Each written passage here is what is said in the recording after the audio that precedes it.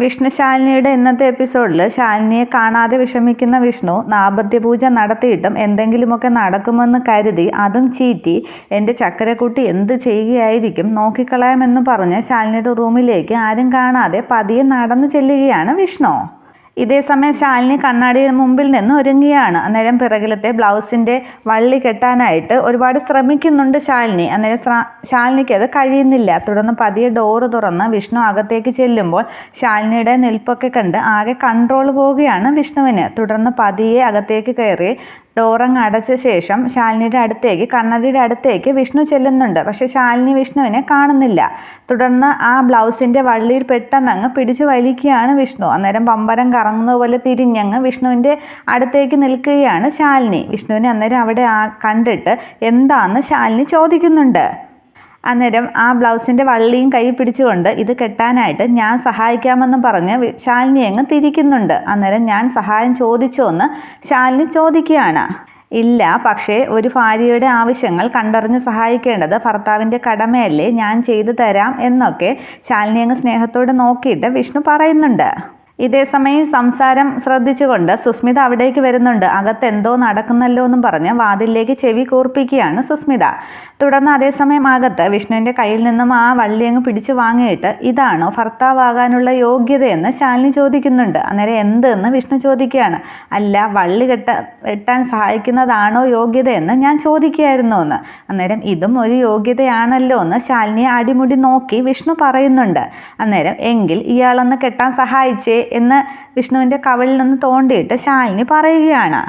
ഇത് കുഴപ്പമാണ്, കംപ്ലീറ്റ് കുഴപ്പമാണ്. ഭാമാൻ്റിയെ വിളിച്ചില്ലെങ്കിൽ എല്ലാം കൈവിട്ടു പോകും എന്ന് പറഞ്ഞിട്ട് വാതിൽക്കൽ നിൽക്കുന്ന സുസ്മിത സത്യഭാമയെ വിളിക്കാനായിട്ട് പോകുന്നുണ്ട്.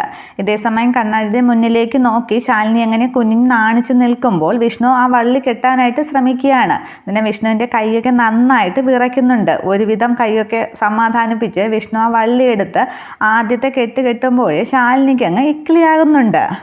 തുടർന്ന് വിഷ്ണു ആ വള്ളി കെട്ടുകയാണ്. അന്നേരം ശാലിനി കഴിഞ്ഞില്ലേ എന്ന് ചോദിക്കുകയാണ്. അന്നേരം ശാലിനിയുടെ മുതുകിൽ ഒന്ന് നുള്ളിയിട്ട് കഴിഞ്ഞു എന്ന് വിഷ്ണു പറയുന്നു. അന്നേരം എന്തായി കാണിച്ചതെന്നും പറഞ്ഞ് ശാലിനി തിരിയുന്നുണ്ട്. അന്നേരം മനസ്സിലായില്ലേ എന്നും പറഞ്ഞ് വിഷ്ണു ശാലിനിയുടെ മുഖത്തേക്ക് നോക്കി ചോദിക്കുമ്പോൾ നാണം കൊണ്ട് രണ്ടുപേരും കുറേ സമയം കണ്ണിൽ നോക്കി നിൽക്കുന്നുണ്ട്. തുടർന്ന് വിഷ്ണു ശാലിനിയുടെ അടുത്തേക്ക് നീങ്ങുകയാണ്. പുറകോട്ട് മാറുന്ന ശാലിനി ഡ്രസ്സിംഗ് ടേബിളിൽ തട്ടി നിൽക്കുകയാണ്. അന്നേരം എന്താന്ന് ശാലിനി ചോദിക്കുന്നുണ്ട്. അന്നേരം ഞാൻ നോക്കുമായിരുന്നു ഓരോ ദിവസവും ഇതിങ്ങനെ കൂടിക്കൂടി വരുന്നത് എന്നൊക്കെ പറഞ്ഞിട്ട് ശാലിനിയുടെ മുഖത്തൂടെ വിരലോടിച്ച് ചുണ്ടിലേക്ക് കൈ വച്ചിട്ട് ഇത് കണ്ടോ നല്ല റോസാപ്പൂ പോലെ എന്നൊക്കെ വിഷ്ണു പറയുന്നുണ്ട്. അന്നേരം ആകെ നാണിച്ച് ഒന്ന് പോ വിഷ്ണുട്ടാന്നൊക്കെ പറയുകയാണ് ശാലിനി. തുടർന്ന് ശാലിനിയുടെ മുഖത്തൂടെയൊക്കെ വിരലോടിച്ചിട്ട് ഈ ഉണ്ടക്കണ്ണും എനിക്കിഷ്ടമാണ്, ഈ കവിൾ ഇങ്ങനെയെന്നൊക്കെ പറഞ്ഞിട്ട് കവിളിൽ നുള്ളുന്നുണ്ട് വിഷ്ണു. അന്നേരം പോ വിഷ്ണുട്ടാന്ന് ഒന്നുകൂടെ പറഞ്ഞിട്ട് നാണം കൊണ്ടങ്ങ് തിരിയുകയാണ് ശാലിനി. തുടർന്ന് ശാലിനിയുടെ തൊട്ടു പിറകിൽ ചേർന്ന് നിന്ന് കണ്ണാടിയിലേക്ക് നോക്കി നിൽക്കുകയാണ് രണ്ടുപേരും കൂടി. ഇതേസമയം വിഷ്ണു പിന്നീട് ശാലിനിയെ അങ്ങ് ചേർത്ത് പിടിച്ച് ശാലിനിയുടെ മുഖം തൻ്റെ കൈകളിലേക്ക് എടുത്തിട്ട് ശാലിനിയെ ഉമ്മ വയ്ക്കാനായിട്ട് പോകുന്നുണ്ട്. അന്നേരം മുഖം അങ്ങ് അടുത്തെത്തുമ്പോഴേക്കും വിഷ്ണുവിനെ അങ്ങ് തട്ടി മാറ്റി കട്ടിലേക്ക് ഇടുകയാണ് ശാലിനി. ഇതേസമയം സുസ്മിത പോയി അടുക്കളയിൽ നിൽക്കുന്ന സത്യഭാമയോട് കാര്യങ്ങളൊക്കെ പറയുകയാണ്. അന്നേരം ആകെ ദേഷ്യം കൊണ്ട് ജ്വലിക്കുന്ന ഭാമ എൻ്റെ വാക്ക് ധിക്കരിച്ചിട്ട് അങ്ങനെ എന്തെങ്കിലും സംഭവിച്ചിട്ടുണ്ടെങ്കിൽ മകനായാലും മരുമകളായാലും അതിൻ്റെ ഫലം അനുഭവിച്ചിരിക്കുമെന്ന് പറയുകയാണ്. അന്നേരം അത് നടന്നുകൊണ്ടിരിക്കുകയാണ് അവിടെ. ആൻറ്റിക്ക് ഞാൻ കാണിച്ചു തരാമെന്നും പറഞ്ഞിട്ട് സത്യഭാമയും വിളിച്ചുകൊണ്ട് വിഷ്ണുവിൻ്റെ റൂമിലേക്ക് വരുന്നുണ്ട് സുസ്മിത. അതേസമയം കട്ടിലേക്ക് വീണ വിഷ്ണു നടുവൊക്കെ ഒന്ന് പിടിച്ചിട്ട് ഇയാൾ എന്തായി കാണിച്ചതെന്ന് ചിണുങ്ങി ചോദിക്കുകയാണ്. അന്നേരം ഇയാളും എന്താ കാണിച്ചതെന്ന് ശാലിനി ചോദിക്കുന്നുണ്ട്. അതെ, ഒരു മുതുക ഒരെണ്ണം തരുമോ എന്ന് വിഷ്ണു ചോദിക്കുകയാണ്. അന്നേരം ചുറ്റുമൊന്ന് നോക്കിയിട്ട് പതുക്കെ ശാലിനി പറയുകയാണ്, സത്യാമ്മ അറിഞ്ഞാലേ ഒരെണ്ണമല്ല 100 എണ്ണം ഇപ്പോൾ തരും. തുടർന്ന് ശാലിനി അങ്ങ് പോകാൻ തുടങ്ങുമ്പോൾ ഇതെവിടെ പോകുന്നു എന്നും പറഞ്ഞ് ശാലിനിയെ വിഷ്ണു വലിച്ചങ്ങ് കട്ടിലേക്ക് ഇടുന്നുണ്ട്. അന്നേരം വിഷ്ണുവിൻ്റെ മുഖത്തേക്ക് തലയുയർത്തി നോക്കി അങ്ങനെ നാണത്തോടെ ശാലിനി അവിടെ കിടക്കുകയാണ്. ഈ ഒരു സമയത്താണ് സത്യഭാമയും വിളിച്ചുകൊണ്ട് സുസ്മിത റൂമിലേക്ക് വരുന്നത്. എന്നാൽ റൂമിൻ്റെ ഡോർ തുറക്കുന്ന സുസ്മിതയും സത്യഭാമയും കാണുന്നത് ഫോൺ ചെയ്തുകൊണ്ട് നിൽക്കുന്ന ശാലിനിയാണ്. വിഷ്ണുവിനെ പെട്ടെന്ന് മുറിയിൽ കാണാത്തതിൽ സുസ്മിത ചുറ്റുമൊക്കെ നോക്കുന്നുണ്ട്. അന്നേരം ശാലിനി അങ്ങ് ഫോണിൽ പ്രീതിയോട് സംസാരിക്കുകയാണ്. മരുന്നൊക്കെ കൃത്യസമയത്ത് കഴിക്കണം, സത്യാമ്മയെ കാണുന്നില്ല എന്നൊരു വിഷമമൊന്നും വേണ്ട, ഞാൻ അങ്ങോട്ട് വന്നാൽ ചുട്ട അടി വെച്ച് തരും എന്നൊക്കെ പ്രീതിയോട് സംസാരിക്കുന്ന പോലെ ശാലിനി ഫോണിൽ സംസാരിക്കുന്നുണ്ട്. പെട്ടെന്ന് തിരിഞ്ഞു നോക്കുന്നതായിട്ടും ശാലിനി കാണിക്കുന്നു. അന്നേരം ഭാമയും സുസ്മിതയും കണ്ട ഭാവം നടിച്ചിട്ട് ആ പ്രീതി ഞാൻ അങ്ങോട്ട് വിളിക്കാമെന്ന് പറഞ്ഞിട്ട് ഫോൺ അങ്ങ് കട്ട് ചെയ്യുകയാണ്. തുടർന്ന് എന്താ സത്യാമ്മയെന്ന് ഒന്നും അറിയാത്ത പോലെ ശാലിനി ചോദിക്കുകയാണ്. അന്നേരം സുസ്മിത ദേഷ്യപ്പെട്ട് ചോദിക്കുകയാണ്, എടി നാടകം കളിക്കല്ലേ എന്ന്. ശാലിനിയുടെ അഭിനയമൊക്കെ കണ്ടിട്ട് സത്യഭാമയ്ക്ക് മനസ്സിലാകുന്നുണ്ട്. നീ കൂടുതൽ അഭിനയിക്കുകയൊന്നും വേണ്ട, വിഷ്ണു എവിടെയെന്ന് ഭാമ ചോദിക്കുകയാണ്. അന്നേരം വിഷ്ണു ഏട്ടനോ ഇവിടെ ഇല്ല, റൂമിൽ കാണുമെന്ന് ശാലിനി പറയുന്നുണ്ട്. അന്നേരം ഇല്ല, വിഷ്ണു ഏട്ടൻ ഇവിടെ തന്നെയുണ്ട്, ഞാൻ എൻ്റെ കണ്ണുകൊണ്ട് കണ്ടതാണെന്ന് സുസ്മിത പറയുകയാണ്. അന്നേരം ശാലിനി ചോദിക്കുകയാണ്, നീ കണ്ണുകൊണ്ട് എന്ത് കണ്ടെന്നാണ് ഈ പറയുന്നതെന്ന്. അന്നേരം സുസ്മിത ഒന്നും മിണ്ടാതെ നിൽക്കുമ്പോൾ ശാലിനി പറയുന്നുണ്ട്, എന്നോടുള്ള വിരോധം കൊണ്ട് സത്യാമ്മയെ എന്തോ തെറ്റിദ്ധരിപ്പിച്ച് ഇവളിങ്ങോട്ട് കൊണ്ടുവന്നതാണെന്ന്. അന്നേരം തെറ്റിദ്ധാരണയാണോ യഥാർത്ഥ ധാരണയാണോ എന്നൊക്കെ നമുക്ക് പിന്നീട് നോക്കാമെന്ന് ഭാമ പറയുന്നുണ്ട്. അന്നേരം വിഷ്ണുവിനെ റൂമിലൊക്കെ കണ്ണുകൊണ്ട് തിരയുന്നുണ്ട് സുസ്മിതയും സത്യഭാമയും. അതേസമയം വിഷ്ണു രണ്ടാമത്തെ നിലയുടെ ഷെയ്ഡിൻ്റെ താഴെ മറഞ്ഞു നിൽക്കുകയാണ്. തുടർന്ന് സത്യഭാമ ബാത്റൂമിലും കർട്ടൻ്റെ പുറകിലും ഒക്കെ വിഷ്ണുവിനെ അന്വേഷിക്കുന്നുണ്ട്. ഞാൻ കാണിച്ചു തരാം, ഇവിടെ തന്നെ ഉണ്ടാകുമെന്നും പറഞ്ഞ് സുസ്മിത കട്ടിലിനടിയിലേക്ക് നോക്കിയിട്ട് ആ ജനലിൽ കൂടി പുറത്തേക്ക് നോക്കുന്നുണ്ട്. ആ ഷെയ്ഡിൻ്റെ താഴെയാണ് വിഷ്ണു മറിഞ്ഞിരിക്കുന്നത്. വിഷ്ണു പെട്ടെന്നങ്ങ് താഴേക്ക് കുനിയുന്നുണ്ട്, സുസ്മിത കാണാതെ. ഈ റൂമിൽ തന്നെ ഉണ്ടായിരുന്നു എന്നും പറഞ്ഞ സുസ്മിത പിന്നെയും ചുറ്റുമൊക്കെ നോക്കുകയാണ്. അന്നേരം എന്താ സുസ്മിത ഇത്, നിനക്ക് സത്യാമ്മയെ വിഡ്ഢിയാക്കിയത് മതിയായില്ലേ എന്ന് ശാലിനി ചോദിക്കുകയാണ്. അന്നേരം വിഡ്ഢിയാക്കിയതൊന്നുമല്ല, ഇവിടെ ഉണ്ടായിരുന്നു എന്നും പറഞ്ഞ് സുസ്മിത അവിടെ തന്നെ നിൽക്കുകയാണ്. ഇതേ സമയം ഷെയ്ഡിലൂടെ അങ്ങ് താഴേക്ക് ഇറങ്ങി താഴെ നിന്ന് കയറി വരുന്നത് പോലെ റൂമിലേക്ക് കയറി വരികയാണ്. എന്താ ഇവിടെയെന്നും പറഞ്ഞ് വിഷ്ണു. അന്നേരം വിഷ്ണുവിനെ കണ്ടങ്ങ് അന്തം വിടുകയാണ് സത്യഭാമ. ആകെ കണ്ണ് തള്ളി സുസ്മിതയും ശാലിനിയും നിൽക്കുന്നുണ്ട്.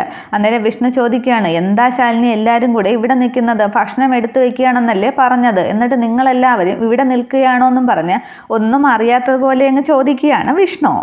അന്നേരം സുസ്മിത ചോദിക്കുകയാണ്, വിഷ്ണുവേട്ടൻ ഇപ്പോൾ എവിടെ നിന്നാണ് വരുന്നതെന്ന്. അന്നേരം ഞാൻ താഴെ നിങ്ങൾക്ക് എല്ലാവർക്കും വേണ്ടി ഡൈനിങ് ടേബിളിൽ വെയിറ്റ് ചെയ്തിരിക്കുകയായിരുന്നു, അച്ഛനും ഉണ്ട് താഴെയെന്ന് വിഷ്ണു പറയുന്നുണ്ട്.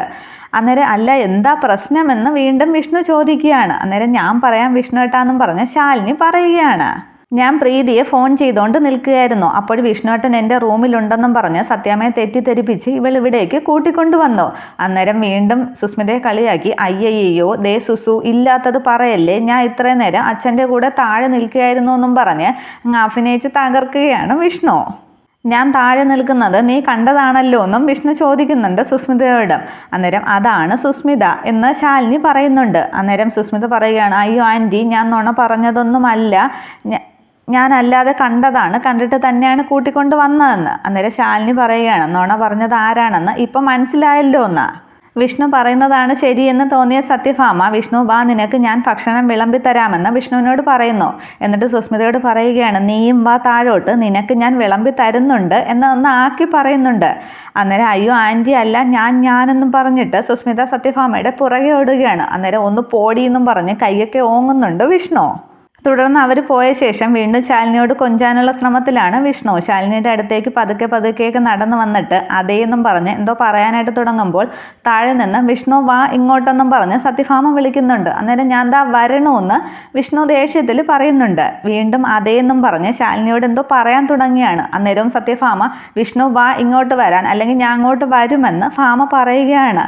അന്നേരം വീണ്ടും അങ്ങ് ദേഷ്യപ്പെടുകയാണ് വിഷ്ണു. അന്നേരം ശാലിനി തൊഴുതിട്ട് കൈകൊണ്ട് ആംഗ്യം കാണിക്കുന്നുണ്ട്, ഒന്ന് പോയി തരുമോ എന്ന്. ഉദ്ദേശിച്ചത് കിട്ടില്ല എന്ന് മനസ്സിലായ വിഷ്ണു ഓക്കെ ഞാൻ പൊയ്ക്കോളാം എന്ന് പറഞ്ഞിട്ട് ടാറ്റയൊക്കെ പറഞ്ഞിട്ട് അവിടെ നിന്ന് താഴേക്ക് ഇറങ്ങി പോകുന്നു.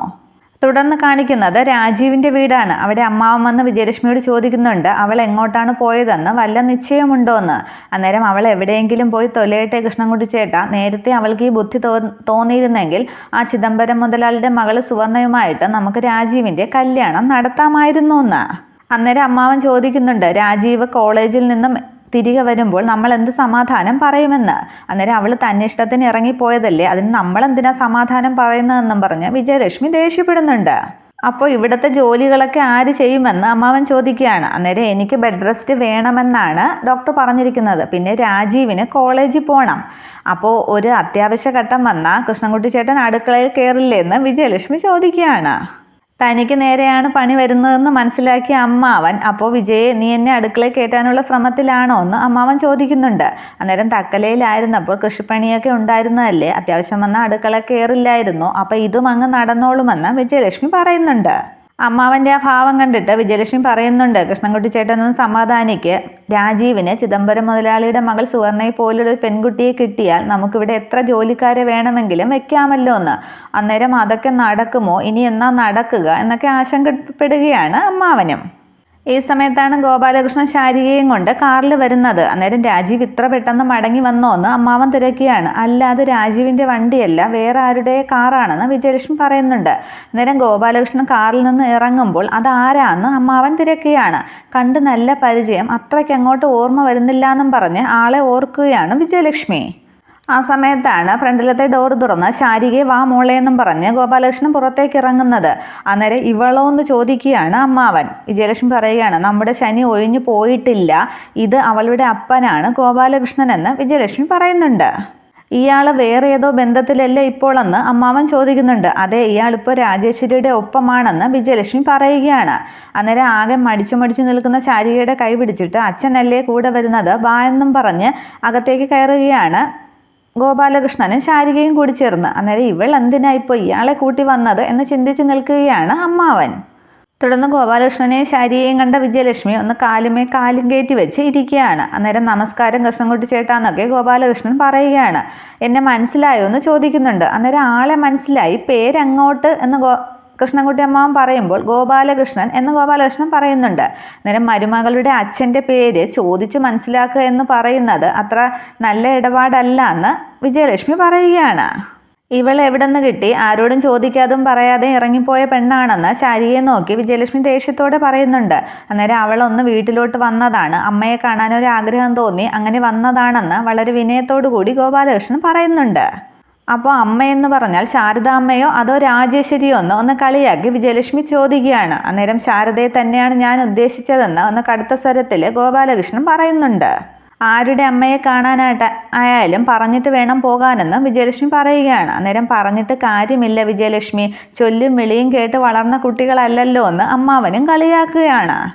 അന്നേരം അച്ഛൻ വാ അങ്ങോട്ട് ഇരിക്കാമെന്ന് ശാരിക പറയുന്നുണ്ട്. അത് കേട്ട് വിജയലക്ഷ്മി പറയുകയാണ്, അത് മറന്നുപോയി, ശാരികയുടെ അച്ഛൻ ആദ്യമായിട്ട് വീട്ടിലേക്ക് വരികയില്ലേ, അങ്ങോട്ട് ഇരിക്കാമെന്നും പറഞ്ഞ് കസേര ചൂണ്ടിക്കാണിക്കുന്നുണ്ട്. അന്നേരം മടിച്ച് ഗോപാലകൃഷ്ണൻ ഇരിക്കുന്നുണ്ട്. ഊണൊക്കെ കഴിപ്പിച്ചിട്ടേ ശാരികയുടെ അച്ഛനെ നമ്മൾ ഇവിടെ നിന്ന് വിടൂ, ഇപ്പോൾ തൽക്കാലം കുടിക്കാൻ എന്തെങ്കിലും എടുക്കാം, ജ്യൂസ് എടുക്കട്ടെ, ജ്യൂസ് ആണെങ്കിൽ പലതരമുണ്ട്, ഓറഞ്ച്, മുന്തിരി, ആപ്പിൾ എന്നൊക്കെ പറഞ്ഞ് അങ്ങ് ആക്ഷേപിച്ച് കളിയാക്കി സംസാരിക്കുകയാണ് വിജയലക്ഷ്മി. വിജയലക്ഷ്മിയുടെ പരിഹാസം പറച്ചിൽ കേട്ട് ഞാനച്ഛന് ചായ എടുക്കാമെന്ന് ശാരിക പറയുകയാണ്. അന്നേരം വേഗം എടുത്തോണ്ട് വാ മോളെ എന്ന് വിജയലക്ഷ്മി ശാരികയോട് സംസാരിക്കുകയാണ്. തുടർന്ന് ഗോപാലകൃഷ്ണൻ പറയുകയാണ്, ഒരു നീരസത്തിലോ പിണക്കത്തിലോ അല്ല ഞാനീ സംസാരിക്കുന്നത്, ഒരച്ഛൻ്റെ കടമയായിട്ട് കരുതിയാൽ മതി. മോൾ ഇവിടെ നിന്ന് പോയതിൻ്റെ പേരിൽ ഇനി ഇവിടെ ഒരു സംസാരം ഉണ്ടാകരുതെന്ന് ഗോപാലകൃഷ്ണൻ പറയുന്നുണ്ട്. തുടർന്ന് അമ്മാവൻ പറയുകയാണ്, മകൾ ജീവിച്ചിരിക്കെ മകളുടെ ഭർത്താവിന് വേറൊരു കല്യാണം ആലോചിക്കുന്നത് ഏതൊരച്ഛൻ്റെയും നെഞ്ചു പിടയ്ക്കും. ഇത് ഇവിടെ നടന്ന കാര്യമല്ല, നമ്മൾ പറഞ്ഞു കേട്ടിട്ടുള്ള കാര്യമാണ്. ഒരു 18 വർഷം മുമ്പ് ഒരു ഭാര്യയും 3 പെൺമക്കളും ഉള്ള ഒരാൾ വേറൊരു പെണ്ണിൻ്റെ പിറകെ പോയി അവളെ കല്യാണം കഴിച്ച് ഇപ്പോൾ സുഖമായി ജീവിക്കുന്നു എന്നൊക്കെ ഗോപാലകൃഷ്ണനെ പറ്റിയുള്ള സംസാരം തന്നെ വേറെ ആരുടെയോ ജീവിതം എന്ന നിലയിൽ അമ്മാവൻ ഗോപാലകൃഷ്ണനോടങ്ങ് പറയുകയാണ്. ഉപേക്ഷിച്ച് കളഞ്ഞ സ്ത്രീയുടെ പേര് ശാരദ എന്നാണ് എൻ്റെ ഒരു ഓർമ്മ. അന്ന് ശാരദയുടെ അച്ഛൻ ജീവിച്ചിരിപ്പുണ്ടോ എന്ന് എനിക്കറിയില്ല, ഉണ്ടായിരുന്നെങ്കിൽ ഇതേപോലെ അന്ന് ആ മനുഷ്യൻ്റെ നെഞ്ചും പിളർന്നേനെ എന്ന് അമ്മാവൻ പറയുകയാണ്. ഒരക്ഷരം മിണ്ടാതെ തൻ്റെ ഭാഗത്താണ് തെറ്റ് എന്ന് മനസ്സിലാക്കുന്ന ഗോപാലകൃഷ്ണൻ മിണ്ടാതെ ഇരിക്കുകയാണ്. അന്നേരം വീണ്ടും അമ്മാവൻ പറയുകയാണ്, ഇവിടെ ശാരികയ്ക്കും രാജീവിനും കുഞ്ഞുങ്ങളൊന്നുമില്ല, പെൺമക്കളും ഇല്ല. നേര് പറഞ്ഞാൽ അവരിതുവരെ ഒന്നിച്ച് കഴിഞ്ഞിട്ടുമില്ല. സ്വന്തം കണ്ണിലെ കമ്പെടുത്ത് മാറ്റിയിട്ട് പോരെ ഗോപാലകൃഷ്ണ മറ്റുള്ളവരുടെ കണ്ണിലെ കരട് എടുക്കുന്നതെന്ന് ഒന്ന് കളിയാക്കി അമ്മാവൻ ഗോപാലകൃഷ്ണനോട് ചോദിക്കുകയാണ്. നിങ്ങൾ ചെയ്തതിൻ്റെയൊക്കെ തിരിച്ചടിയാണ് നിങ്ങൾക്കിപ്പോൾ കിട്ടിക്കൊണ്ടിരിക്കുന്നത്. അത് ദൈവമായിട്ട് തിരിച്ചു തരുമ്പോൾ ഞങ്ങളെയൊന്നും കുറ്റപ്പെടുത്തിയിട്ട് കാര്യമില്ല എന്ന് വിജയലക്ഷ്മിയും ഗോപാലകൃഷ്ണനോട് പറയുന്നു. ഞങ്ങൾ ഇതിൽ വന്ന് പെട്ടുപോയതാണ്. സത്യത്തിൽ ഞങ്ങൾ ആദ്യം പരിചയപ്പെടുന്നത് നിങ്ങളുടെ രണ്ടാം ഭാര്യ രാജേശ്വരിയാണ് എന്ന് വിജയലക്ഷ്മി പറഞ്ഞു നിർത്തുകയാണ്. ഇത്രയുമാണ് നാളത്തെ പുതിയ എപ്പിസോഡ്. Okay, thank